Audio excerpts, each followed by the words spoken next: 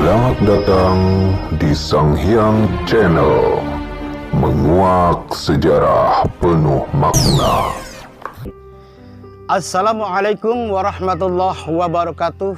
Kepada para penonton dimanapun Anda berada, Insyaallah Al-Fakir akan meneruskan sejarah Jayaloka Taloka Jaya Sunan Kalijaga. Di sini bakal diceritakan yaitu adanya Sunan Kalijaga yang ditinggal pergi oleh Lokajaya, yaitu yang bernama Arsawulan.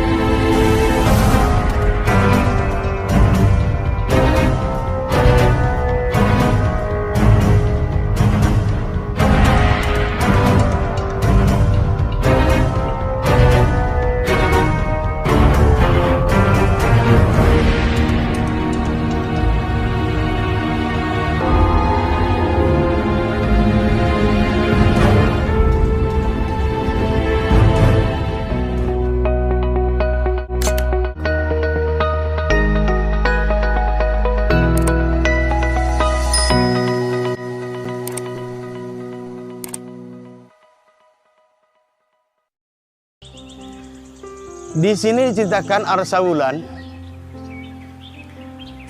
yang ditinggal pergi merasa sedih. Ibu Rama sudah tiada, keraton pun sudah hak milik patih yang baru. Harta, tahta, kakak pun sudah tiada.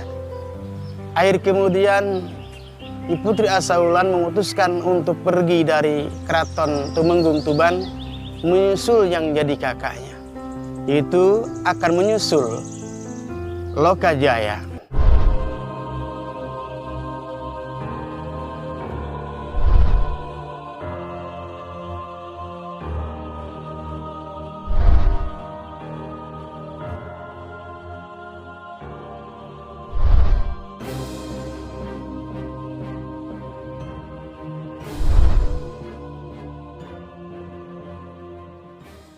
Singkat cerita di sini pergi berdiam-diam, yaitu tengah malam keluar dari Kedaton Tumenggung Tuban. Beliau berjalan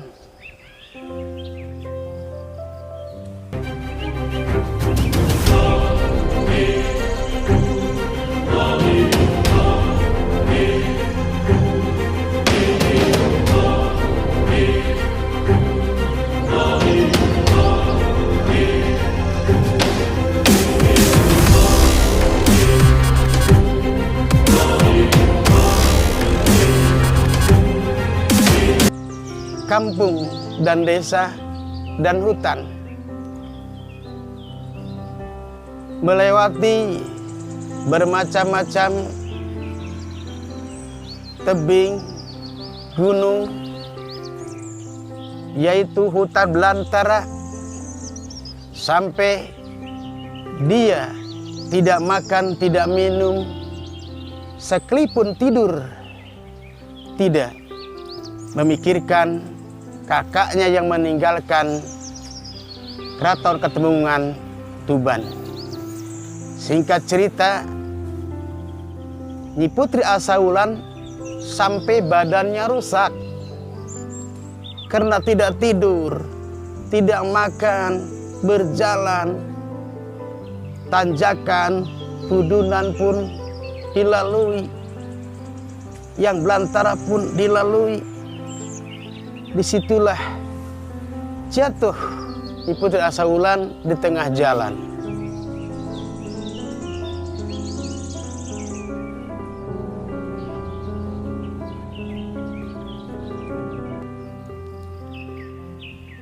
Yaitu pingsan atau yang disebut zaman dulu mi'raj, yaitu batinnya mi'raj.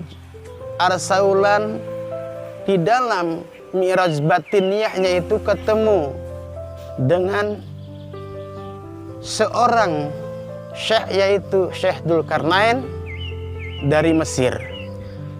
Syekh Dzulkarnain ini yaitu raja Mesir pertama sampai ke Sultan Mahmud, sampai ke Ibu Jumirah, itu keturunan Syekh Dzulkarnain. Siapa yang bernama Umi Jumirah? Umi Jumirah itu yang berumah tangga ke Pangeran Tuban, yaitu keramatnya Jayaloka atau keramat Arsaulan. Berarti yang bernama Syekh Dzulkarnain eyangnya Nyi Putri Arsaulan. Bertemu di dalam mi'rajnya, mengasih, yaitu penetesan ular, yaitu khasiatnya penetesan ular itu, tak kulit ular itu dipakai baju,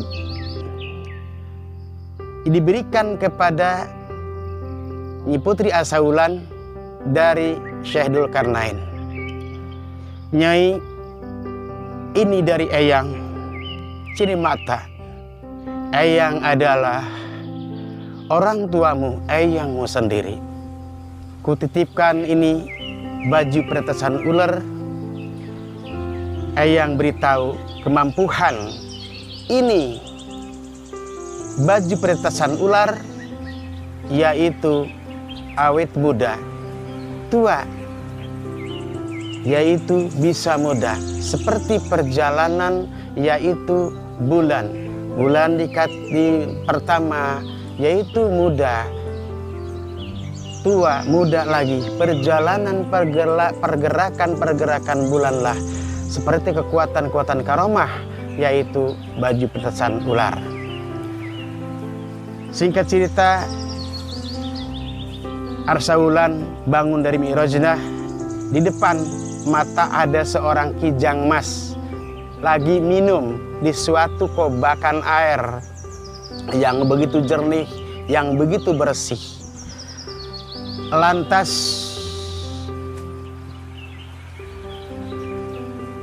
kijang itu dijumpai oleh Nimas Arsaulan.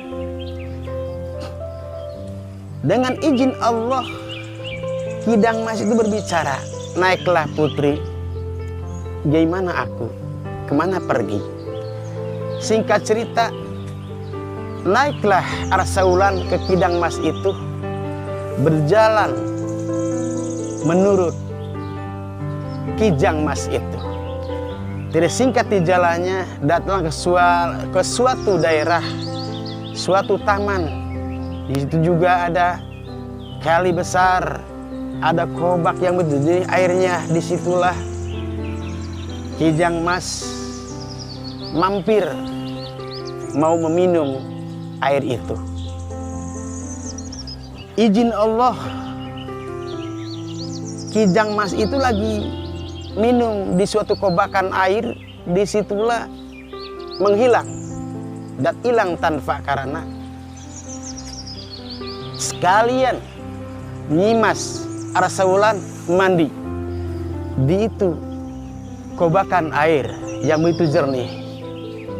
Kelihatan keayuannya, kecakapannya, kecantikannya sempurna, lebih dari yang sudah kecantikannya. Dengan berkahnya air itu. Nah, para hadirin, para penonton, siapa kijang mas itu? Kijang mas itu adalah jelmaan dari Nabiullah Khidir alaihissalam. Kemudian habis mandi, habis minum juga dari air itu, Arsaulan merasa kaget melihat perutnya buncit mengandung. Sedangkan belum kenal lelaki, belum berdekatan lelaki. Kenapa aku jadi hamil? Di dalam hati mengatakan, aku malu seluruh aku. Aku malu sama orang-orang semuanya.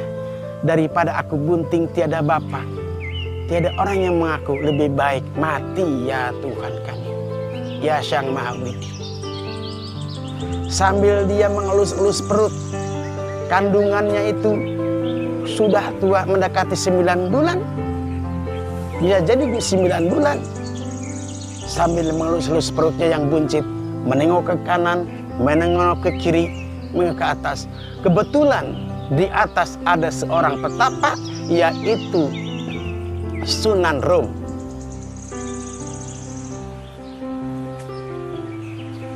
Kaget juga Arsaulan melihat yang tapa di atas. Jangan-jangan ini yang menghamiliku.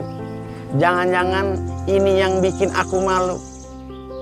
Tiada orang lain lagi, tidak siapa-siapa lagi, hanya ada orang ini yang lagi tapa. Arsaulan lalu memanggil kepada yang tapa. Hai yang tapa, kau turunlah. Ini perutku jadi bunting begini, jadi hamil begini.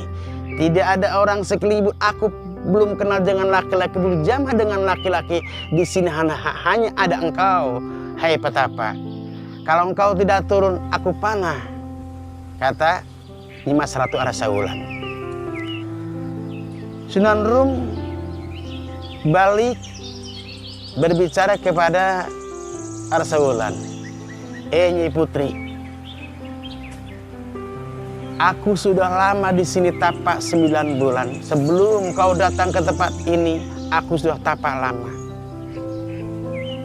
Aku tidak sama sekali mengganggu batinmu dan mengganggu hatimu, ya Putri. Aku tidak akan turun karena aku belum selesai satu tujuan di pertapaan ini, kata Sunan Rom. Nimas Ratu Arsaulan merasa marah. Petapa, kalau kau tidak turun dari tapanya, kau yang punya salah, engkau yang salah.